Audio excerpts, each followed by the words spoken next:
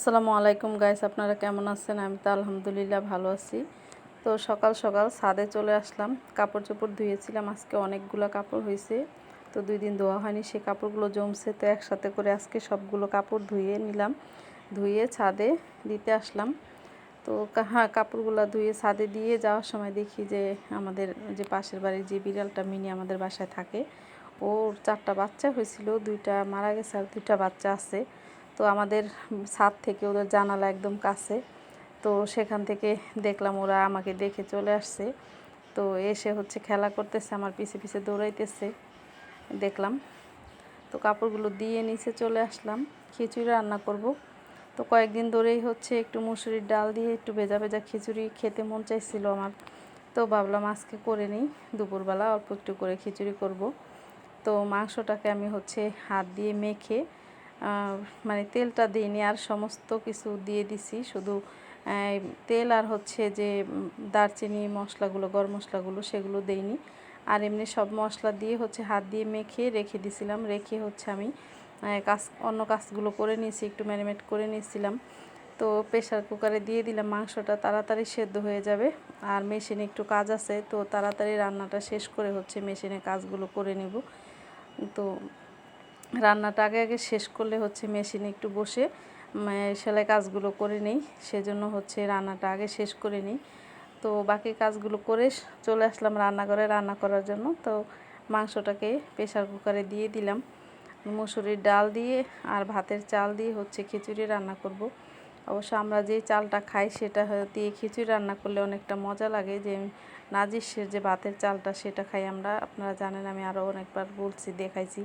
তো সেই চাল দিয়ে আর 2 কাপের মতো ডাল নিছি, নিয়ে আর এখানে মানে 250 গ্রাম, হাফ কেজিতে একটু কম আর কি ভাতের চালটা নিছি, নিয়ে আর গরুর মাংসটা দিয়ে তারপরে খিচুড়িটা রান্না করব। তো এই খিচুড়ি রান্না করে খেয়ে দেখলাম এত মজা হয়েছে, মানে কি বলবো আর। তো আপনারা দেখবেন, ভিডিওটা দেখে কমেন্ট করে জানাবেন, ভালো লাগলে লাইক দিবেন, শেয়ার করে দিবেন, সাবস্ক্রাইব দিবেন, আর পেজে দেখে থাকলে ফলো দিয়ে লাইক দিয়ে সাথেই থাকবেন। তো এই তো খিচুড়ি বসালাম, মাংসটা প্রেশার কুকার থেকে নামিয়ে হাঁড়িতে নিয়ে নিছি। কারণ প্রেশার কুকারে আমি এখন পর্যন্ত রান্না করিনি খিচুড়ি। অনেকে নাকি প্রেশার কুকারে রান্না করে খায়, আমি দেখছি, কিন্তু আমি রান্না করিনি। আমার কাছে মাংসটা রান্না করি প্রেশার কুকারে, আর এভাবে হাঁড়িতে রান্না করতে আমার কাছে ভালো লাগে। তো সেই জন্য আমি হাঁড়িতে মাংসটাকে ঢেলে তারপরে ডাল আর চালটাকে ধুয়ে তারপরে দিয়ে দিছি। আর এখানে গরম পানি দিব। আমি চালটা একটা কাপ দিয়ে মেপে নিছি, সেই কাপের মগ দিয়ে মেপে তারপরে আমি চাল আর ডালটা একসাথে করে মেপে তারপরে রেখে পানিটাও ওই অনুযায়ী মেপে নিছি। মেপে ডাবল পানি নিতে হয়। তো পানি নিয়ে পানিটাকে পাশের চুলায় আমি গরম করে নিছি। পাশের যে আরেকটা চুলা গ্যাসের, ওইটাতে গরম করে তারপরে গরম পানিটা দিয়ে দিচ্ছি। গরম পানি দিলে কি হয়, খিচুড়িতে একটু তাড়াতাড়ি সেদ্ধ হয়, ভালো হয়। তো সেজন্য গরম পানি দিয়ে দিলাম। আর লবণটা দিয়ে দিতেছি মাংসর সাথে, তো লবণ দেওয়া আছে, ওইটা মাংসর সাথে দেওয়া। আর এখানে চালের সাথে ডালের সাথে খিচুড়ির যে রান্না করতেছি সেই লবণটা দেওয়া হয়নি। তো লবণটা দিয়ে দিলাম, দিয়ে এখন ঢাকনা দিয়ে ঢেকে দিতেছি।